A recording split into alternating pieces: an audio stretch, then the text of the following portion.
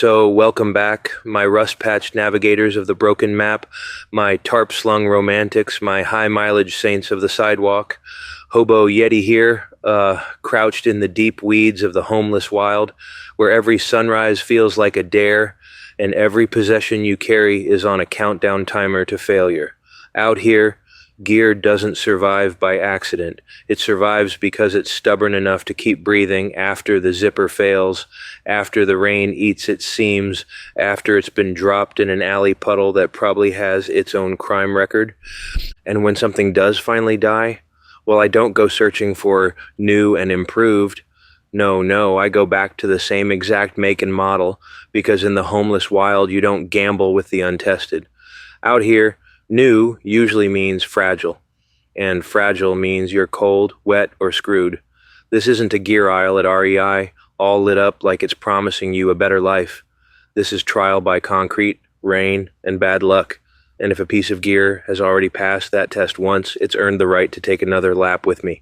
So, I thought today I'd introduce you to the lifers, the kit that's been through hell, been through me, and still showed up to work the next morning.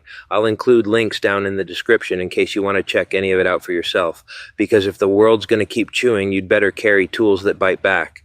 First, mini Swiss Army knife. It's not about the blade, not really.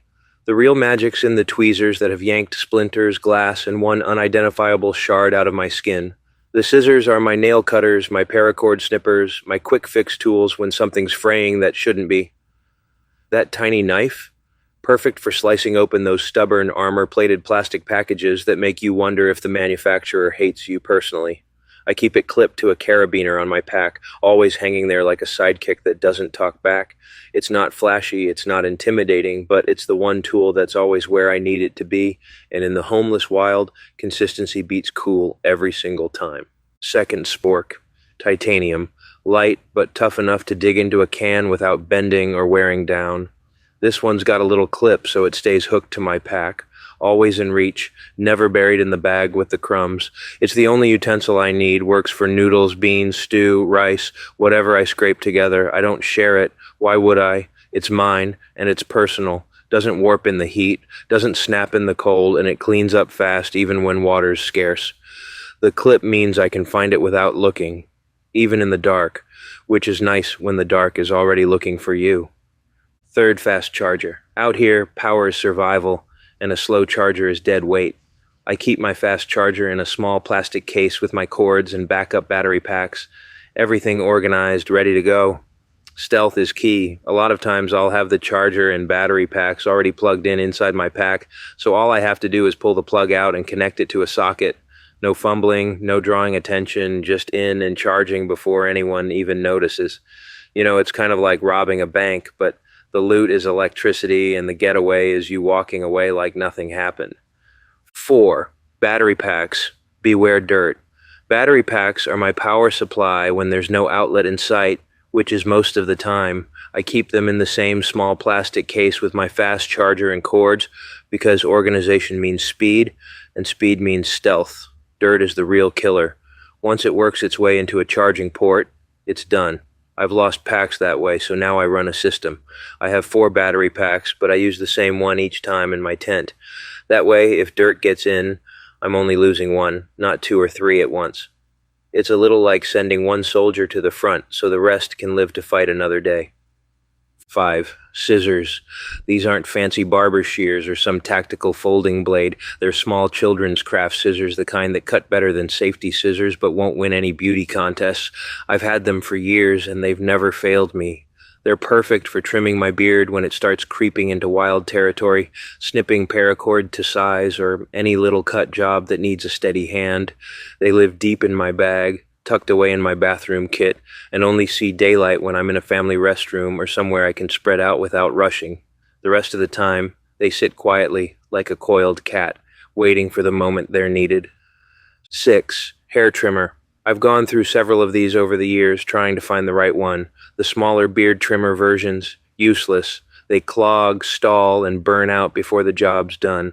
This one, USB-C, because I have to be able to charge it easily and quickly with the same cords I already carry, is the keeper.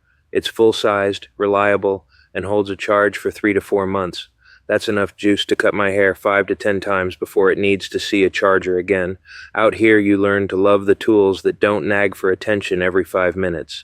Seventh pipe, nothing fancy, just the El Cheapo version I can grab from a local pipe shop.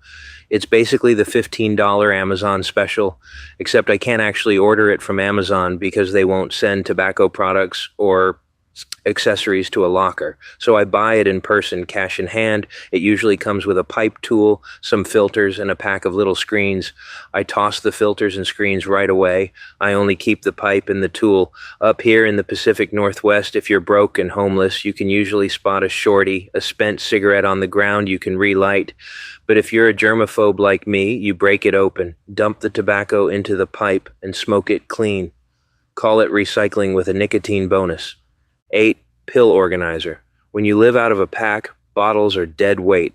They rattle, they waste space, and they're a pain to dig through when all you need is one pill. I break everything down into a small, sturdy organizer with separate compartments so I can carry what I need without hauling the whole pharmacy. It slides right into my bathroom kit, stays dry, and opens in seconds. Before this, I kept pills in freezer baggies, which worked fine until the labels rubbed off or the bags tore open in my pack. The organizer keeps things clean, easy to find, and easy to grab, even in the dark. Out here, that's the difference between taking care of yourself and deciding you'll deal with it later, which usually means never. 9. Watch. A phone can tell you the time, sure, but it's also fragile, power-hungry, and just one more thing that can decide to die when you need it most. A watch just works. It's there when I need to know if I've got time to make it to a library before it closes, or how long until the sun drops and I need to be somewhere less visible. Mine's nothing fancy, just digital, easy to read, and light enough that I forget I'm wearing it. It handles rain without complaining, and I don't have to baby it. Some days, it's the only thing around here telling me the truth. 10th. USB electric lighter, bright orange, shaped like a little Zippo, but flips open to reveal an electric arc instead of a flame. I've had it for years and never actually used it, but it's there, tucked away, fully charged, waiting for the day it earns its keep. It's got enough life in it for a couple hundred lights on my pipe, and it doesn't care about wind or rain the way disposable lighters do. Out here, that's insurance because there's always the chance I won't have cash for a lighter or that every last one I own will get soaked, and if that day comes, well, I'm ready. So, yeah, that's the lineup. Not the flashiest, not the most expensive, but every piece here has either proven itself or earned its spot as insurance for the day things go sideways. Out here in the homeless wild, your gear isn't just stuff you carry. It's the skeleton of your routine, the handful of constants that keep you from drifting completely off the map. Every item has a job, and if it doesn't do that job without fuss, it doesn't make the cut. People with houses get to keep junk drawers, garages, closets full of might use someday. I get a pack, a few pouches, a little plastic case. Space is rationed, and so is trust. These tools, from the Spork hanging off my pack to the bright orange lighter I've never used, aren't about luxury. They're about not having to think twice when I need them. Because out here, there's no room for almost works or good enough. If it's in the pack, it works. If it's in the pack, it's earned that place. And if it's in the pack when the next bad day comes, well, that's how you make sure you get to see the one after it. I hope your road is a good one. And if you're homeless, I hope it doesn't suck for you. And remember, the best gear doesn't need you to believe in it. It just keeps working until one of you gives out first. Peace.